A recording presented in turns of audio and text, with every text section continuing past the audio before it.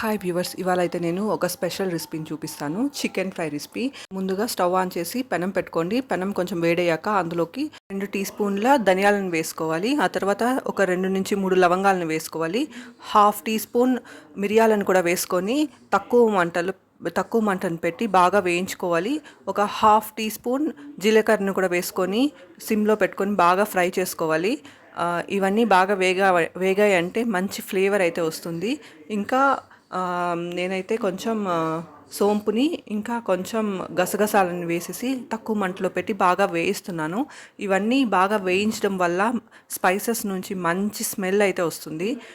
దాల్చిన చెక్కను కూడా వేసి వేయిస్తున్నాను. చికెన్ అయితే నేను బాగా కడిగేసి ఒక 2-3 సార్లు బాగా కడిగేసి అందులోకి కొంచెం ఉప్పు పసుపుని వేసేసి కొంచెం సేపు నానబెడుతున్నాను. ఇప్పుడు డ్రై రోస్ట్ చేసి పెట్టుకున్న ఇంగ్రీడియంట్స్ని చల్లారాక మిక్సీలో పౌడర్ చేసి పెట్టుకున్నాను. అదే పెనంలోకి ఒక 3 టేబుల్ స్పూన్స్ ఆయిల్ వేసి, ఆయిల్ వేడయ్యాక అందులోకి కొంచెం వడియం వేసి, దీనే మ్యాజిక్ సీజనింగ్ అని కూడా అంటారు. వడియం వేసి బాగా వేగాక కొంచెం జీలకర్రని వేసి, ఆ తర్వాత ఒక 2 పచ్చిమిర్చిని సన్నగా తరిగి వేసేసి వేయిస్తున్నాను. ఆ తర్వాత ఒక పెద్ద ఉల్లిపాయని సన్నగా కట్ చేసేసి వేసి బాగా వేయిస్తున్నాను.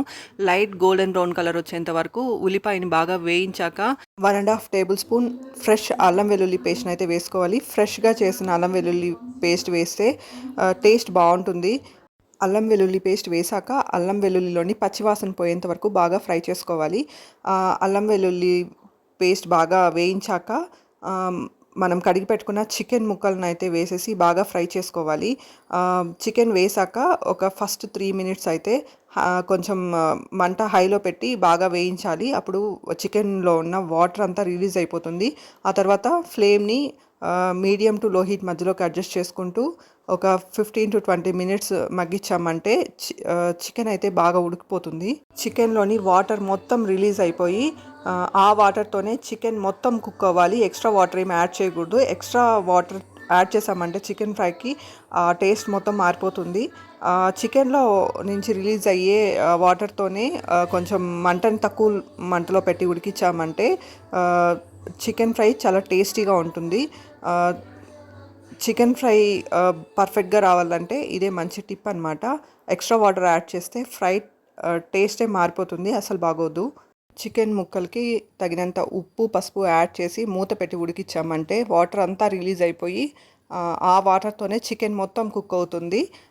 చికెన్ మొత్తం కుక్ అయిన తర్వాత తగినంత ఉప్పు కారం పసుపు ధనియాల పొడి ఇంకా మనం వేయించి పెట్టుకున్న పౌడర్ని వేసేసి మిక్స్ చేసేసుకుని ఇంకా కొత్తిమీర సన్నగా తరిగి వేసామంటే చికెన్ ఫ్రై రెడీ అయిపోతుంది. ఇప్పుడు చూసారా, చికెన్ నుంచి వాటర్ రిలీజ్ అయి కుక్ అయిపోయింది. ఇప్పుడైతే నేను తరిగి పెట్టుకున్న టొమాటో ముక్కల్ని వేస్తున్నాను. నేనైతే 2 టొమాటోల్ని సన్నగా కట్ చేసి వేయిస్తున్నాను.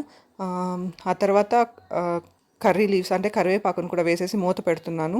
ఆ చికెన్ నుంచి రిలీజ్ అయ్యే వాటర్తోనే చికెన్ మొత్తం కుక్ అవుతే ఆ టేస్ట్ బాగుంటుందన్నమాట. సో మూత పెట్టి అలానే ఉడికిస్తున్నాను. సో నీళ్ళంతా కాసేపటికి టమాటో ముక్కలు మగ్గిపోయి ఆ వాటర్తోనే చికెన్ మొత్తం కుక్ అయిపోయింది.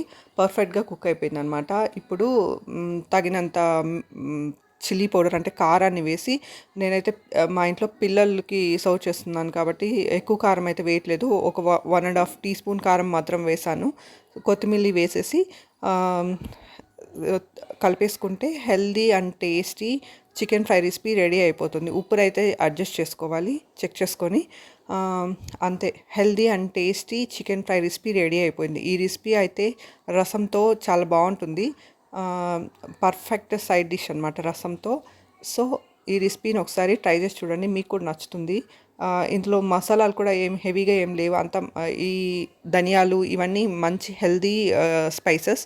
ఇంకా ధనియాలు ఇవన్నీ యూస్ చేస్తే చాలా హెల్త్కి కూడా చాలా మంచిది.